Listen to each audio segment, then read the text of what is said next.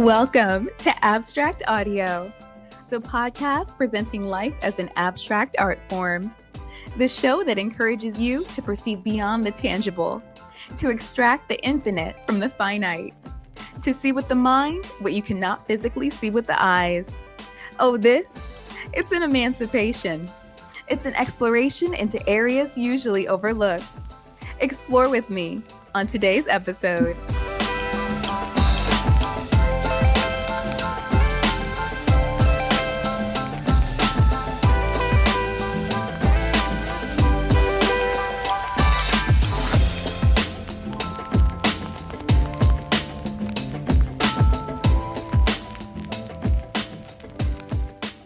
Oh, hey guys. How are my most favorite listeners in the world doing today? Okay, y'all are my only listeners, but still, we doing okay out there? If not, just hang in there, because now that we're back together again, I'm going to show you guys a good time. That's right, you're back with me, Amber Janae, and this is Abstract Audio, the podcast. And by all means, if you need to, feel free to pause the episode right here and use this as an opportunity to take stock and really check in with yourself. You know, center yourself, take a few deep breaths before we dive in today. You know why? Because today's topic is a big one, and because Abstract Audio cares about the mental health and well-being of its listeners.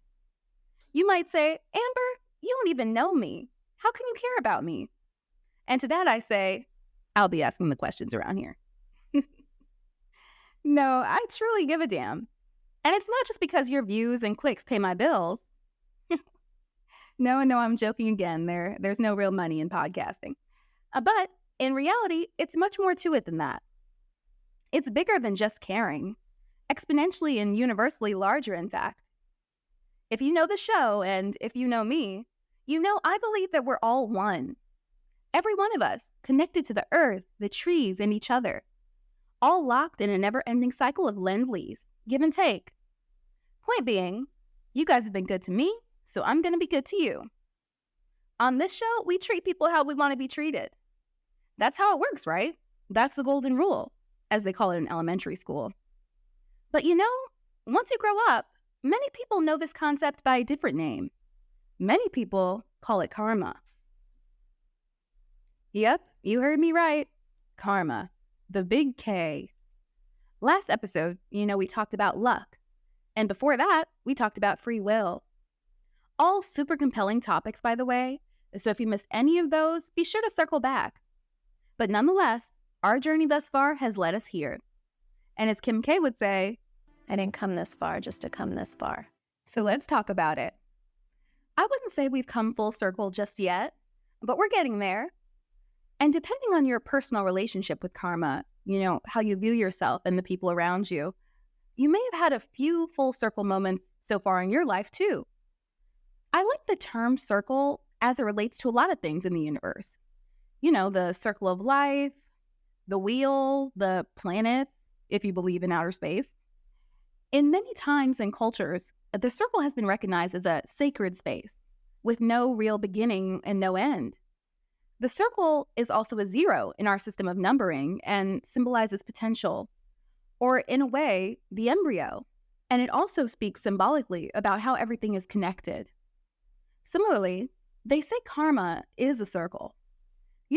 What goes around comes around like a hula hoop. Right? And this acknowledgement not only makes for a great rap lyric, but it also reinforces Newton's law of motion, that of which I assume we're all familiar. Say it with me now. Every action has an equal and opposite reaction. That's right. Now, despite this being a proven scientific fact, many people, myself included, were hesitant to fully adopt and apply it in their everyday life. It's true. I didn't want to embrace this fact at first because if it were true, outside of anything other than middle school science class, I figured I was screwed. I mean, it's not like I had gone through life up until then just being flat out horrible to people or saying fuck the world or anything. But let's just say I knew I wasn't living intentionally. I was more so acting on impulse and accepting the consequences as they came, if they came. I was living reckless. something I'm sure we've all done at one point or another.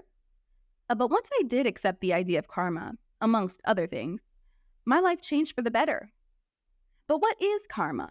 Well, the word karma originated long ago in early Hinduism. In their sacred texts, it simply means action, deed, or work. But it can also be broken down into two words. Kar, meaning do, and ma, essentially meaning the act of creation.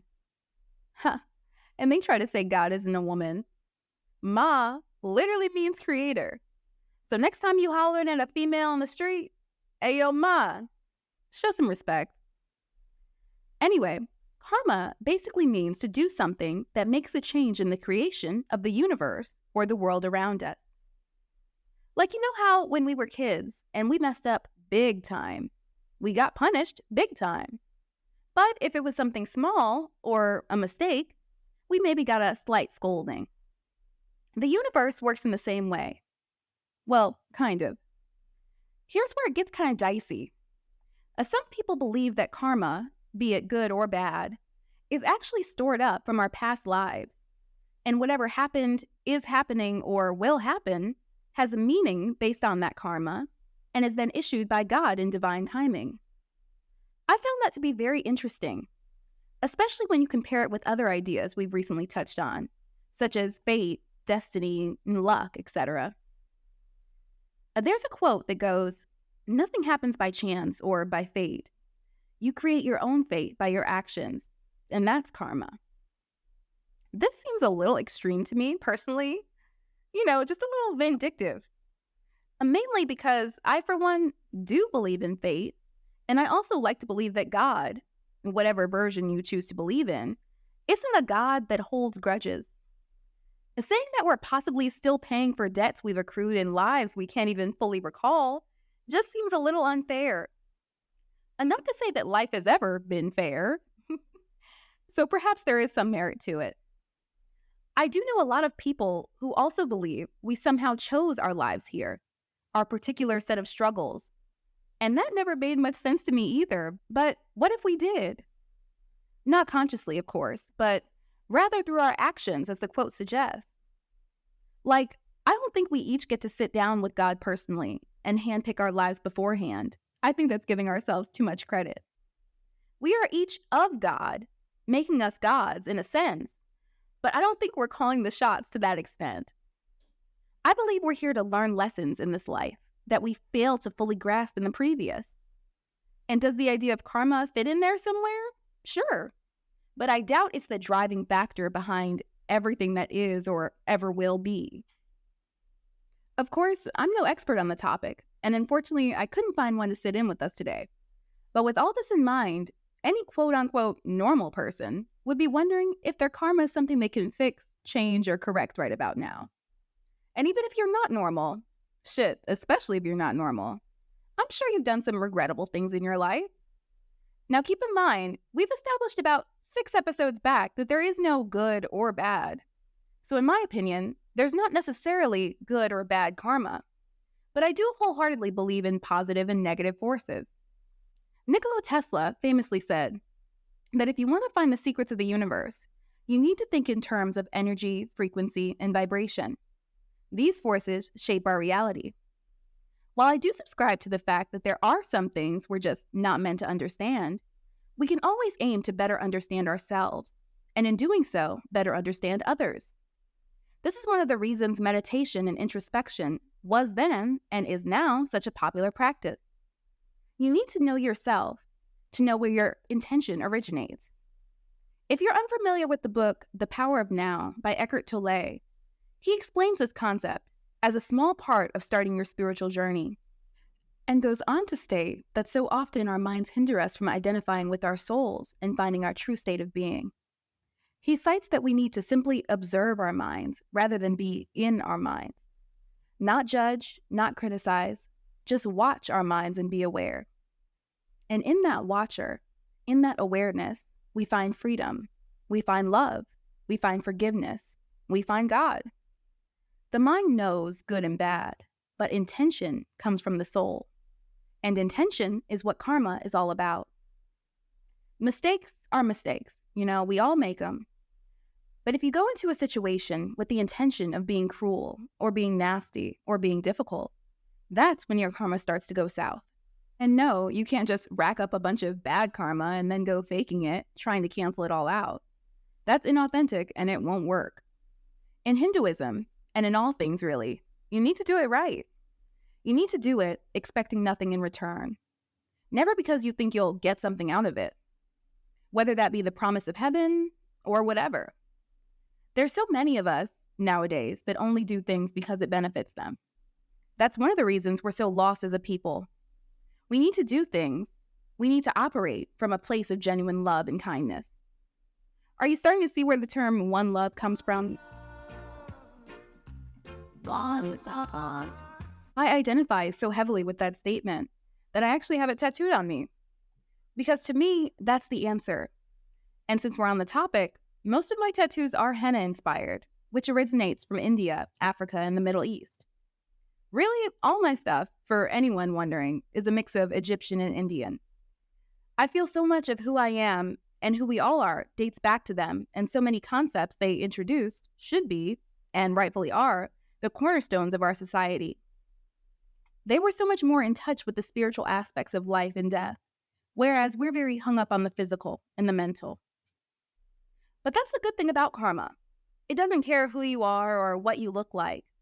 It applies to us all equally, whether you're rich or poor, black or white. Karma is the responsibility of every human. We all have it. We all have to manage it. And unfortunately, you can't just ignore it either. You can't live life in neutral. Trust me on this, I've tried. I read somewhere that even if a human is not doing anything destructive or creative, the karmic circle will find a way to push him down a karmic path again. On that path, you may even meet people that then become part of your karma and you a part of theirs. A karmic partner is someone we meet to facilitate the lessons we need to learn in this lifetime. This doesn't always mean they're going to continue to walk that path with you. Mostly, they're here for a reason and a season. Yeah, I said both. I've always hated that people say it's either or. Most times it's both.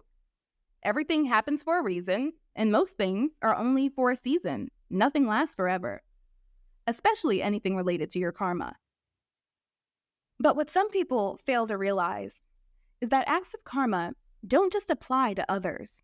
It also applies to oneself. When we treat ourselves well, our bodies well, our minds well, that creates a positive energy field that then attracts positive things in our lives. And vice versa. If we treat ourselves poorly, we create a negative energy field and invite negative outcomes in our lives.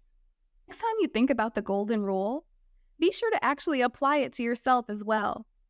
Don't only treat others as you'd want to be treated. Treat yourself sometimes too.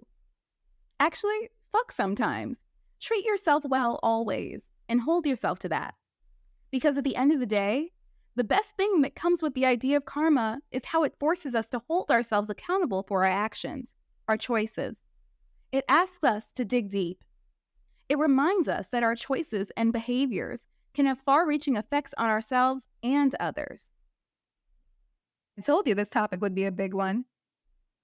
Whether or not you believe in it, you gotta admit, just the idea of positive karma motivates people to engage in compassionate, kind, and generous behavior where they might otherwise have not. It promotes empathy, understanding, interconnectedness, mindfulness, and balance in a world that's desperately in need of it. Sure, some of us may technically be doing it to avoid eternal damnation or getting reincarnated as a pig next lifetime, depending on what you believe. But hey, that's neither here nor there. Speaking of, I hear there's some great new content over there at theabstractaudioshow.com, including today's show notes. So feel free to check that out. And while you're at it, be sure to follow us on our brand new Instagram page at The Abstract Audio Show for fun polls and giveaways. And until next time, always appreciate the abstract in your life.